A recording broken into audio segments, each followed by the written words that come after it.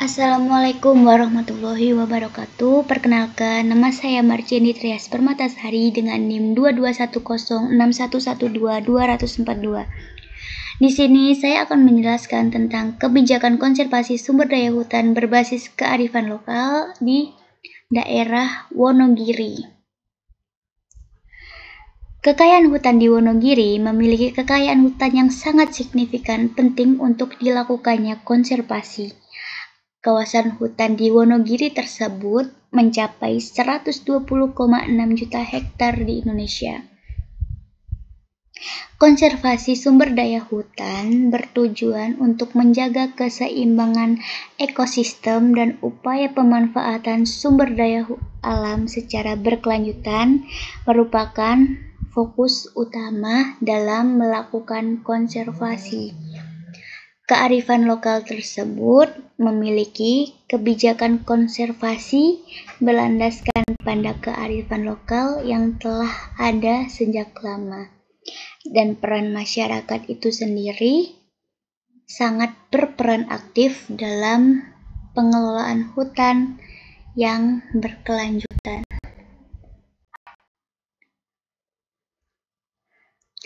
Definisi dan pentingnya konservasi di Kabupaten Wonogiri. Definisi konservasi itu sendiri adalah pelestarian daya dukung, mutu, dan fungsi lingkungan yang seimbang. Pentingnya pendekatan kolaboratif.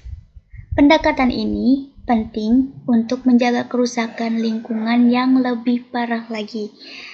Maka dari itu, peran masyarakat di Wonogiri dalam melakukan konservasi tersebut tidak hanya melibatkan masyarakat lokal dan melibatkan pemerintah maupun masyarakat lokal.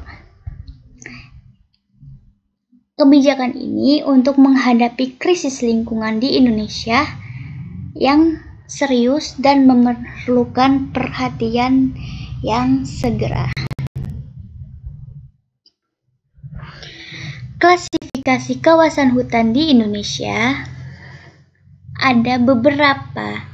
Hutan produksi memiliki luas hektar seluas 68,8 juta dengan persentase 57%. Hutan konservasi atau HK memiliki persentase 18% dengan luas 22,1 juta dan hutan lindung dengan luas 29,7 juta dan persentase 25%. Pendekatan sosial dalam konservasi itu sendiri dapat dilakukan dengan cara pembentukan KPSA. KPSA sendiri itu yaitu kelompok pelestari sumber daya alam dibentuk untuk mengelola dan melestarikan sumber daya alam secara berkelanjutan. Yang kedua, pembentukan KTH. KTH sendiri adalah kelompok tani hutan yang dibentuk untuk meningkatkan keterampilan masyarakat dalam pengelolaan hutan dan sumber daya alam. Dan yang terakhir, kerjasama dengan LSM. Membangun kerjasama dengan lembaga swadaya masyarakat untuk memperkuat konservasi dan partisipasi masyarakat dalam melakukan konservasi itu sendiri. Pendekatan teknis dalam pengelolaan hutan, strategi pengelolaan berkelanjutan di Wonogiri.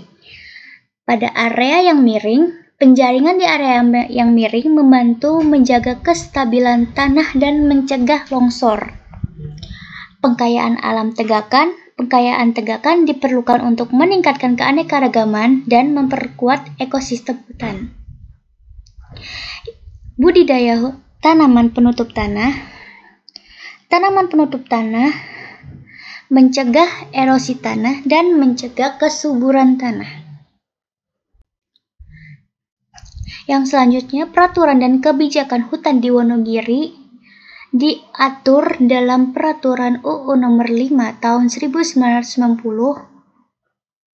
dan UU Nomor 21 Tahun 1999 Dan yang terakhir, Peraturan Daerah Provinsi Jawa Tengah Nomor 4 Tahun 2010.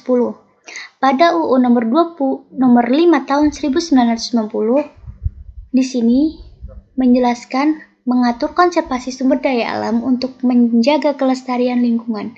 Pada UU Nomor 41 Tahun 1999, Undang-Undang ini mengatur tentang pengelolaan hutan secara berkelanjutan dan perlindungan hutan itu sendiri.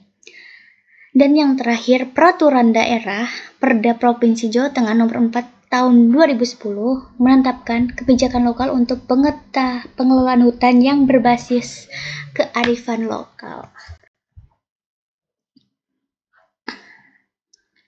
Kearifan lokal dalam konservasi. Kearifan lokal dalam konservasi itu sendiri yaitu mampu bertahan terhadap budaya luar. Mampu bertahan dalam budaya luar itu apa sih? Contohnya, kearifan lokal memiliki kemampuan untuk bertahan meskipun ada pengaruh budaya luar yang masuk. Mengakomodasi unsur-unsur budaya baru. Di sini menjelaskan kearifan lokal tersebut dapat menggabungkan unsur budaya baru tanpa kehilangan identitas aslinya. Di sini menjelaskan bahwa identitas asli tidak dapat diubah-ubah. Dan yang terakhir, memberi arahan bagi pengembangan kebudayaan.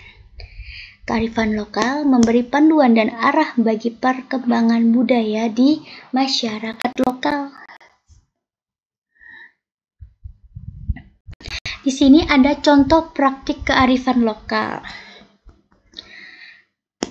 Yaitu di sini ada studi kasus contoh yaitu menanam ketela pohon. Masyarakat menanam ketela pohon untuk memenuhi kebutuhan pabrik tapioka. Itu awalnya karena pabrik di daerah sana tutup dan akhirnya masyarakat beralih ke penanaman jagung. Kenapa jadi penanaman jagung? Karena kebutuhan berubah dan masyarakat beralih ke tanaman jagung yang lebih menguntungkan secara ekonomi pada pasar tersebut. Tantangan dan peluang dalam konservasi dalam menghadapi isu dan pemanfaatkan kesempatan untuk berkelanjutan. Di sini tantangannya ada perubahan iklim. Perubahan iklim sangat berpengaruh dalam ekosistem dan mengancam keberlanjutan sumber daya. Eksploitasi sumber daya yang tidak berkelanjutan menurunkan kualitas lingkungan dan keanekaragaman hayati. Kesadaran masyarakat itu sendiri akan meningkatkan kesadaran masyarakat untuk mendukung upaya konservasi dan pelestarian lingkungan. Di sini menjelaskan bahwa masyarakat harus sadar akan peran dan tanggung jawabnya masing-masing untuk menjaga lingkungan dan merawat lingkungan tersebut. Keterlibatan dalam kegiatan konservasi dapat memperkuat pelestarian lingkungan. Dan yang terakhir, memanfaatkan teknologi informasi untuk meningkatkan efisiensi dan efektivitas dalam konservasi itu sendiri. Selanjutnya, yang terakhir, kesimpulan dan rekomendasi. Kesimpulan tersebut, ada 2 kesimpulan nih. Konservasi hutan berdasarkan kearifan lokal di Wonogiri untuk keberlanjutan ekosistem hutan. Hal ini